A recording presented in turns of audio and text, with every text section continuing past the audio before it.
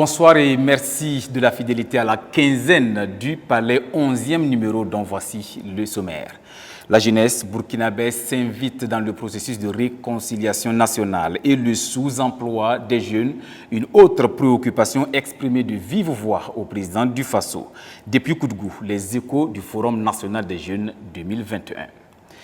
L'assainissement du secteur de la promotion immobilière et de la promotion foncière est un impératif pour désamorcer la crise. Vous entendrez le ministre de l'Urbanisme, de l'Habitat et de la Ville sur le projet de loi relatif à la gestion foncière adopté le 13 octobre dernier en Conseil des ministres. Quelle réforme pour une transformation structurelle de l'économie burkinabé? Seydou Bouda, ancien ministre de l'économie et du développement entre 2002 et 2007. Il est notre invité de la rubrique Grille de lecture. Madame, Messieurs, merci de nous retrouver.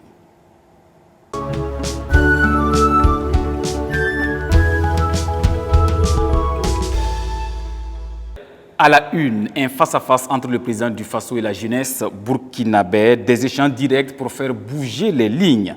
La parole à qui veut la prendre. Entre communication et exposition, l'on retiendra du Forum national des jeunes 2021, tenu du 7 au 9 octobre dernier, dans la cité du Cavalier Rouge, l'engagement des jeunes à s'impliquer davantage dans le processus de réconciliation nationale. Compte rendu des échanges avec Drissa Dao, Mathias Drabo, Moumouni Yamiogo et Eleonore Ouedraogo.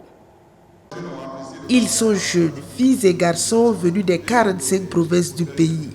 En face d'eux, le président du Faso, Roch-Marc Christian Kaboré, accompagné du Premier ministre et des membres du gouvernement. Une salle polyvalente de Koudgou pleine à craquer. Le décor pour un dialogue direct entre le chef de l'État et la jeunesse. Avant de rentrer dans le vif du sujet, le président du Faso a salué l'engagement de la jeunesse face aux défis de l'insécurité. La tenue de ce cadre de rencontre avec la jeunesse du Burkina Faso m'offre l'occasion de rendre un vibrant hommage à notre jeunesse consciente et patriotique pour son engagement dans le combat que nous imposent les forces du mal.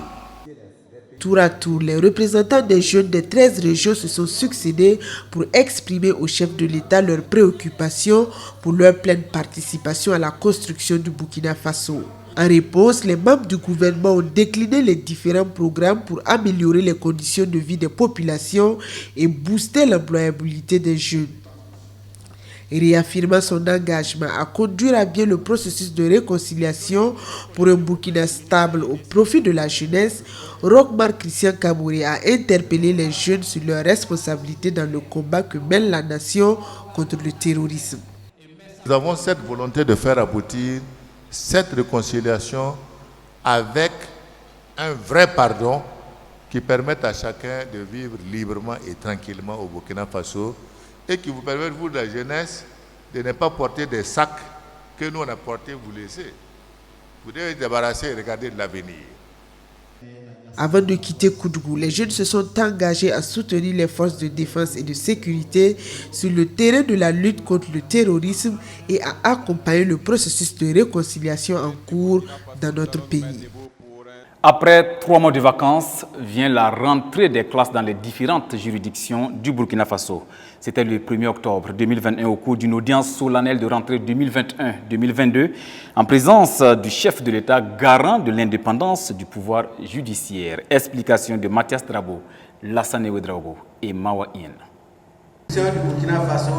Ce sont des acteurs judiciaires déterminés à jouer leur rôle dans la lutte contre le terrorisme qui reprennent le chemin du travail ce vendredi 1er octobre 2021 après 3 mois de vacances. En cette audience solennelle de rentrée 2021-2022 des juridictions de Burkina Faso, tous sont unanimes que la lutte contre le terrorisme n'est plus seulement l'affaire des forces de défense et de sécurité et des volontaires pour la défense de la patrie. Selon le président du Faso, garant de l'indépendance du pouvoir judiciaire, toutes les institutions de l'État, dont la justice, doivent conjuguer leurs efforts dans cette lutte. Toutes les institutions de la République, notamment les 3 piliers, le judiciaire, l'État et également les forces de sécurité que nous avons, nous devons travailler à faire en sorte de contribuer à la lutte contre le terrorisme. Pour le premier président par intérim du Conseil d'État qui a présidé l'audience solennelle, le choix du thème de cette rentrée des juridictions s'explique par la recrudescence des attaques terroristes avec leur lot de désolation. Il a salué l'existence d'un cadre juridique favorable qui a permis la tenue du 9 au 13 août dernier de la première session de jugement de présumés auteurs d'actes terroristes.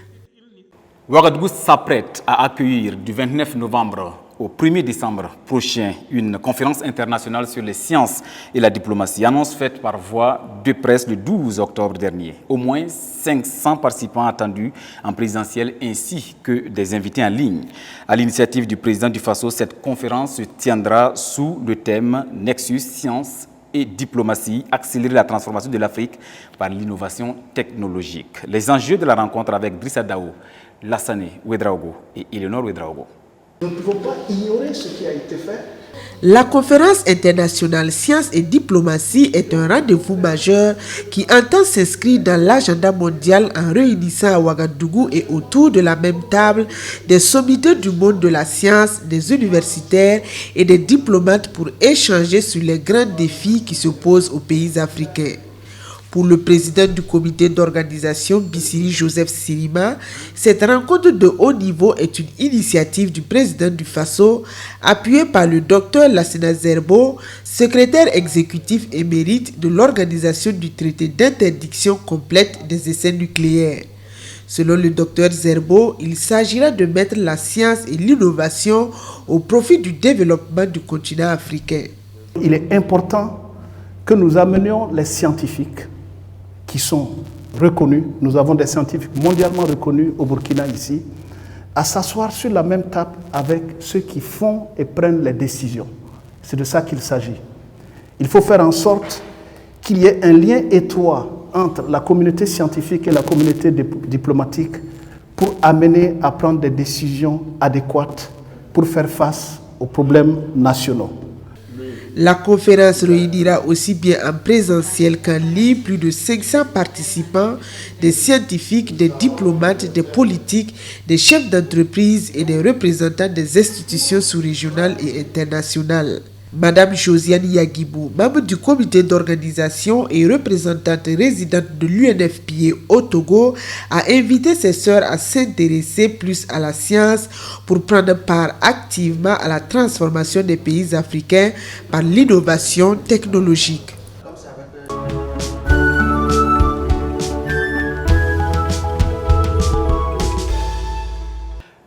Feuilletons à présent le carnet d'audience du chef de l'État. Cohésion sociale, lutte contre le terrorisme, économie, mines et diplomatie. Autant de sujets d'intérêt au menu des échanges entre le président du Faso, Roch-Marc Christian Kaboré, et les personnalités reçues au cours de ces 2 dernières semaines. La synthèse de ces audiences avec Drissa Dao, Mathias Drabo, Bourema Lankwande et Mawa Yen.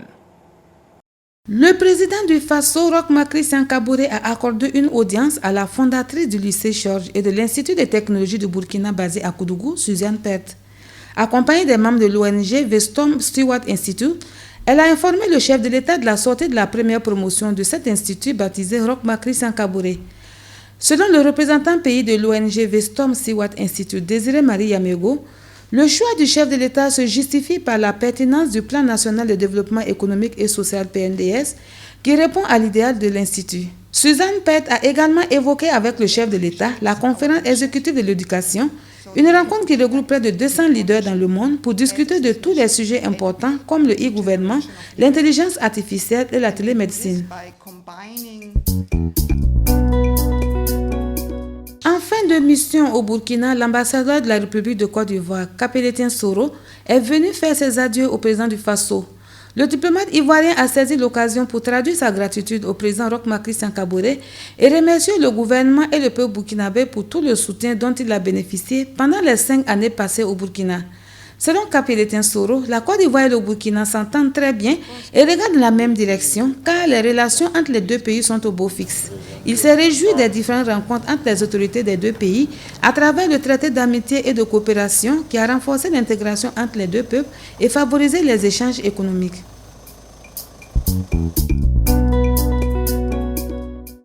En En tournée dans les pays membres du G5 Sahel, le haut représentant de la coalition pour le Sahel, Guimé Adoum, a été reçu par le président du Faso, Roch-Marc Christian Kaboré. Il s'est entretenu avec le président Kaboré sur l'état d'avancement de la feuille de route issue du communiqué final du sommet de N'Djamena. Une feuille de route qui comprend 4 piliers que sont la lutte contre le terrorisme, la montée en puissance des forces armées nationales de chaque pays membre, le retour de l'État et la fourniture des services et des biens dans les espaces libérés par la force conjointe, et enfin le développement à long terme. Le président du Faso a accordé une audience au nouveau secrétaire exécutif du G5 Sahel, Éric Thiaré, en tournée dans les pays de l'espace sahélien. À l'occasion, il a reçu du président Kaboré des orientations pour sa mission, celle de lutter contre le terrorisme et de travailler pour le développement et le bien-être des populations du G5 Sahel. Le secrétaire exécutif a déploré la recrudescence des attaques terroristes dans l'espace communautaire.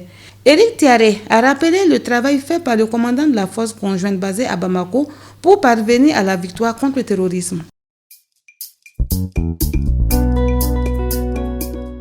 Le président de la Cour de justice de l'UEMOA, Union économique et monétaire ouest-africaine, Daniel Amowen Tessougé, a été reçu en audience par le chef de l'État, Roch-Marc Christian Kaboré, président en exercice de la conférence des chefs d'État et de gouvernement de l'UEMOA. Il est venu échanger avec le président du Faso sur la prochaine rentrée judiciaire de la Cour fixée au 25 octobre. Le thème de cette rentrée se rapporte aux difficultés de transposition des directives de l'UEMOA au sein de la communauté et aux moyens pour les juguler. L'objectif poursuivi, selon le président de la Cour de justice de l'UEMOA, est de faire de l'UEMOA une vraie communauté des peuples et une vraie communauté de droit. Le chef de l'État, Roch-Marc Christian Kaboré, a accordé une audience au nouveau bureau de la Chambre des mines du Burkina Faso, conduit par son président Adama Soro. Le bureau est venu se présenter au chef de l'État et recueillir ses conseils et orientations pour une bonne mise en œuvre de son mandat. Ce mandat, selon Adama Soro, nouveau président de la Chambre des mines, est placé sous le signe de la dynamisation de la structure à travers 3 objectifs: la remobilisation des membres, le repositionnement du secteur comme un levier de développement socio-économique et la poursuite de la collaboration avec l'État. Le président Roch-Marc Christian Kaboré a accordé une audience au président du Conseil national des personnes âgées du Burkina Faso, Joseph André Tiendrebego. La structure qui existe depuis 2002 est méconnue selon son président à cause des insuffisances de ses textes fondamentaux. Cet entretien avec le chef de l'État a permis à M. Tiendrebego de présenter le Conseil national des personnes âgées du Burkina Faso ainsi que ses activités. Le Conseil national des personnes âgées du Burkina, qui compte plus de 3000 adhérents, a sollicité le soutien et l'adhésion de Roch-Marc Christian Kaboré. Le président du Faso, Roch-Marc Christian Kaboré, a reçu en audience une délégation de Duc Communique Afrique, une organisation de jeunesse qui fait la promotion de l'éducation aux médias et à l'information pour l'autonomisation et le développement durable des peuples.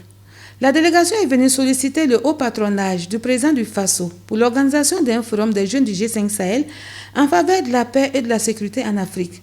Selon la chargée de programme de Duc Communique Afrique, Nina Kadi Diallo, et porte-parole de la délégation, ce forum s'inscrit dans le cadre d'un projet qui vise à impliquer les jeunes dans la prévention et la lutte contre la radicalisation et l'extrémisme violent au Burkina Faso à travers l'éducation aux médias et à l'information. Une délégation de la Fédération panafricaine des cinéastes FEPACI a été reçue en audience par le président du Faso, Roch-Marc Christian Kaboré. Le chef de la délégation, qui est le directeur exécutif de la FEPACI, Draman Démé, a précisé que depuis 2 ans, la gestion de cette fédération est revenue au Burkina Faso. L'audience avec le chef de l'État a servi de cadre pour lui faire le point de cette gestion, présenter leurs doléances et solliciter son accompagnement.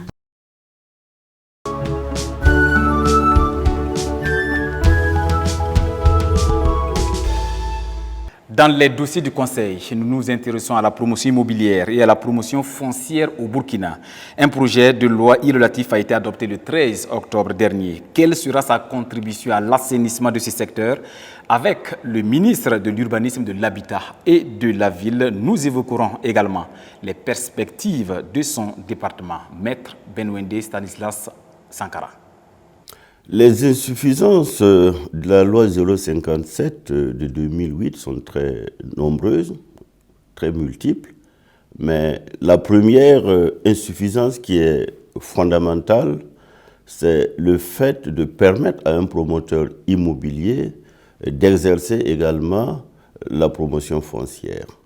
C'est ce volet de promotion foncière qui a été la source de toutes les dérives, dont l'accaparement des terres que les populations dénoncent. On peut aussi noter que le promoteur immobilier, en fait, lui-même, exerçait du lotissement, ce qui lui permettait de d'épaisser la terre avec, bien sûr, la complicité des possesseurs fonciers. Le nouveau texte, d'abord, va assainir la profession en définissant le promoteur immobilier comme étant celui-là qui ne peut plus faire de la promotion foncière. Donc nous supprimons purement et simplement le volet promotion foncière. Ensuite, le promoteur immobilier ne pourra pas exercer en zone rurale. Il va exercer exclusivement en zone urbaine aménagée.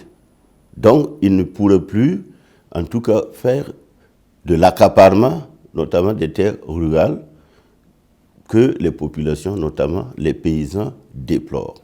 Je crois que de façon fondamentale, il faut travailler à enlever à la terre sa valeur marchande et mercantile. Parce qu'aujourd'hui, la terre, ça se vend comme du petit pain. Il faut travailler également à faire en sorte que le foncier fasse l'objet d'une réglementation plus approfondie. La réforme que nous sommes en train de faire sur la promotion immobilière n'est qu'une mesure conservatoire, étant entendu que le gouvernement nous a instruit d'élaborer une feuille de route pouvant conduire à une refonte de l'ensemble des textes liés au foncier. Dans les réformes envisagées, il est évident qu'il faut revenir sur la relecture de la RAF, mais aussi de tous les textes subséquents liés au foncier. En réexaminant toutes ces questions, ça va ramener l'État lui-même à avoir une politique fondée exclusivement sur la satisfaction des intérêts du plus grand nombre de populations. C'est en cela qu'on peut parler de sécurisation foncière.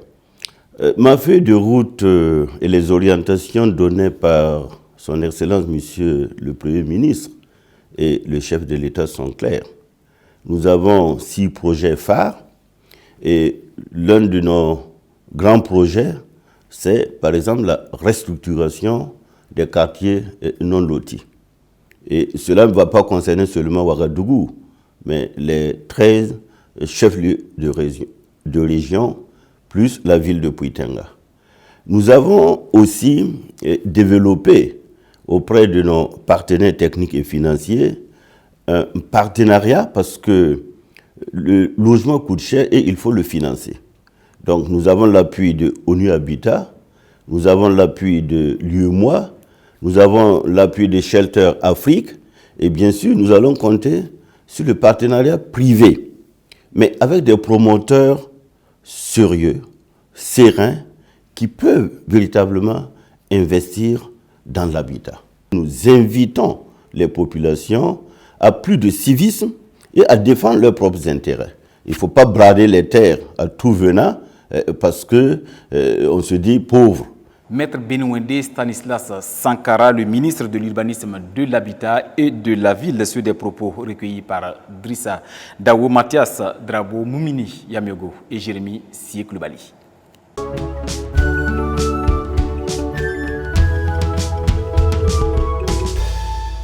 Soutien au projet des femmes et des jeunes. On en parle dans la rubrique concrètement de ce magazine. Les différents fonds d'appui et d'accompagnement des projets de création d'emplois ont été dynamisés sur instruction du président Roch-Marc Christian Kaboré. Des fonds de plus en plus accessibles même en région, comme c'est le cas dans le centre-ouest avec le FAPE, le fonds d'appui à la promotion de l'emploi, qui participe à l'atteinte des objectifs du programme d'autonomisation économique des jeunes et des femmes. Témoignage des bénéficiaires dans cet élément de Drissa Dawo et Moumini Yameogo. Il n'y avait pas de fonds pour mon travail. Et quand j'ai appris que la FAPE donne des fonds, j'ai fait mes dossiers à les déposer. Bon, j'ai eu 1,5 million. En tout cas, ça m'a permis de faire beaucoup de choses. Alors, ça m'a permis de payer des mèches, bon, avec quelques appareils aussi ajoutés, et puis arranger un peu mon coin. J'étais de l'autre côté. En tout cas, là-bas, ça n'allait pas. Le coin là même n'était pas comme ça. Mais avec le fonds FAPE, en tout cas, voilà, ça va maintenant.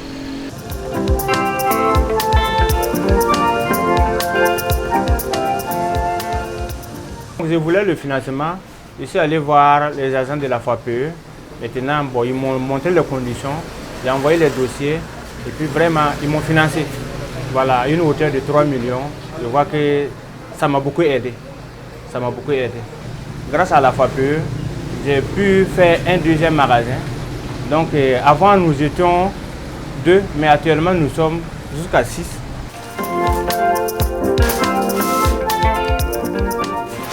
Le fonds nous a permis de payer les sacs.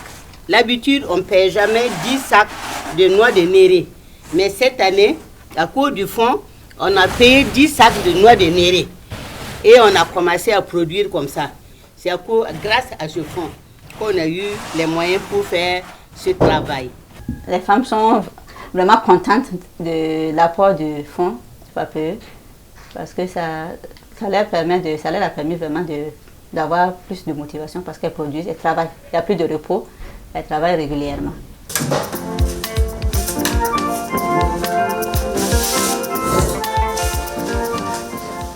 Depuis 2016, le FAPE, en tant qu'acteur de mise en œuvre du programme présidentiel à travers le programme d'autonomisation économique des jeunes et des femmes, a pu financer plus de 120 projets des jeunes dans la région du centre-ouest pour une enveloppe globale de près de 130 millions environ. Pour ce qui concerne les 3 dernières années, il faut dire que le FAPE a financé au total 117 projets pour une enveloppe de 287 200 000. Et cela, tous les promoteurs sont issus des 4 provinces de la région.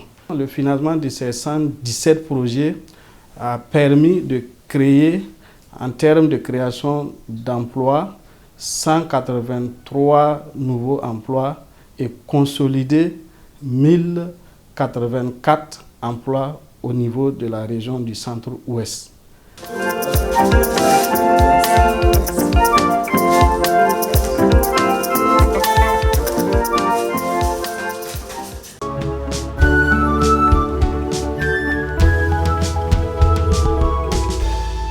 Notre invité de la grille de lecture n'est plus à présenter. Seydou Bouda a occupé de hautes fonctions ici au Burkina et à l'international. Ancien administrateur de la Banque mondiale, ancien ambassadeur, ancien ministre de la Santé, puis de l'économie et du développement. Il est contributeur au programme présidentiel. Merci de nous rejoindre, monsieur le ministre. Merci, c'est moi qui vous remercie. Dans son programme politique, le président Roch-Marc Christian Kaboré affiche une volonté de transformation structurelle de l'économie. Qu'est-ce que cela veut dire de façon concrète? Lorsque le président du FASO affiche dans son programme sa volonté délibérée de transformer structurellement l'économie burkinabé, cela veut dire qu'il va demander à son gouvernement de mettre en œuvre l'ensemble des politiques publiques de manière à créer les conditions réelles de transformation de l'économie burkinabé en agissant aussi bien sur les compartiments économiques eux-mêmes que sur les acteurs de cette économie. Notre système de planification structure globalement l'économie en 3 compartiments, les secteurs de production, les secteurs de soutien à la production et les secteurs sociaux. Il faut agir sur les structures, il faut agir sur les acteurs et également, n'oublions pas aujourd'hui le virtuel. Donc, transformer structurellement l'économie signifie aujourd'hui transformer l'économie réelle, que que sont l'agriculture, les infrastructures, les secteurs sociaux, mais aussi le virtuel, c'est-à-dire toute cette infrastructure numérique pour que la transformation digitale soit au diapason de la transformation matérielle et réelle de cette économie. Notre économie est confrontée à deux crises majeures, la crise sécuritaire et la crise sanitaire due à la maladie à coronavirus. Malgré cela, notre économie a résisté au choc. Comment cela s'explique-t-il? Alors, notre économie, j'allais dire, a une réputation d'être bien gérée. Vous savez que le secteur extractif, notamment l'industrie de l'or aujourd'hui, reste sur un train ascendant. La production de coton aussi s'est assez bien comportée la saison dernière, même si les quantités, aussi bien au niveau de l'or qu'au niveau de la production agricole, n'ont pas été à la hauteur des attentes. L'effet prix a compensé l'effet quantité. Ça veut dire quoi? Ça veut dire que les cours de l'or et du coton étaient suffisamment bons l'année dernière pour compenser l'effet volume. C'est pour cela que la croissance s'est maintenue à un bon niveau. Une économie résiliente, mais l'un des défis pour le Burkina, c'est la mondialisation. Quelle est la réponse que propose le programme présidentiel? Alors, le programme présidentiel aborde la mondialisation d'abord à notre porte. Ça veut dire quoi? Ça veut dire le marché intérieur. Il faut consommer ce que nous produisons, il faut transformer ce que nous produisons. Donc, la mondialisation commence par la maîtrise du marché intérieur. À partir de là, on peut se projeter sur le marché régional. Aujourd'hui, nous avons la dimension continentale avec la zone de libre-échange continentale. Donc, se projeter sur l'échelon continental. Et puis enfin, aller vers l'horizon de l'économie monde. Notre économie doit se forger les moyens de sa compétitivité au niveau intérieur pour ne pas être envahie par les produits du reste du monde.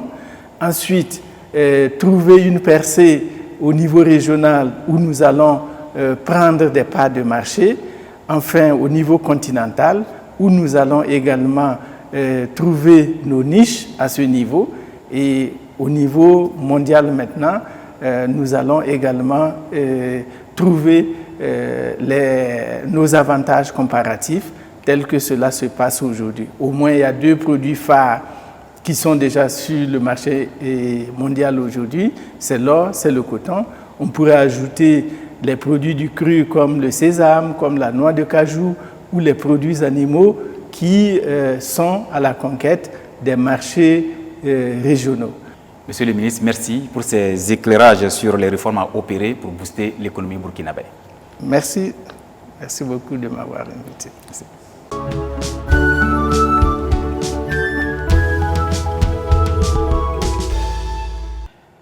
Le 11 octobre dernier, journée internationale de la jeune fille, l'épouse du président du Faso l'a célébrée aux côtés de la CONAMEP, la coalition contre le mariage d'enfants, et l'ONG Save the Children. À l'occasion, Sika Kaboré a réitéré son engagement à la promotion et au respect des droits des filles au Burkina Faso. On en sait plus avec Mathias Drabo et Eleonore Ouedraogo. 11 octobre, journée internationale de la jeune fille. L'épouse du président du Faso, Sika Kaboré, la CONAMEB, la Coalition nationale contre le mariage d'enfants et l'ONG Save the Children commémorent cette journée à travers une évaluation de la mise en œuvre des droits des enfants au Burkina Faso. Selon la coordonnatrice de la coalition, des progrès ont été enregistrés en matière de promotion des droits des enfants, notamment sur le plan institutionnel et juridique. Cependant, le mariage des enfants reste une préoccupation majeure. À ce titre, un plaidoyer est en cours afin que dans le nouveau code des personnes et de la famille à adopter, l'âge légal pour le mariage soit fixé à 18 ans. Pour l'épouse du chef de l'État, l'aboutissement de ce plaidoyer nécessite l'investissement et l'engagement de tous. Quand je dis tous, je dis bien les parents, les amis, les voisins, autant que nous sommes. Moi-même, à mon niveau, j'essaie de mettre en œuvre un certain nombre d'actions pour lutter contre les mariages d'enfants et bien au-delà contre les violences basées sur le genre. L'adoption du nouveau code des personnes et de la famille constitue une grande étape pour venir à bout du mariage d'enfants et une garantie d'une cohérence juridique avec les autres textes internes qui permet au Burkina Faso d'être respectueux de ses engagements internationaux. Ainsi s'achève ce numéro de votre magazine La Quinzaine du Palais. Merci de votre fidélité. À bientôt.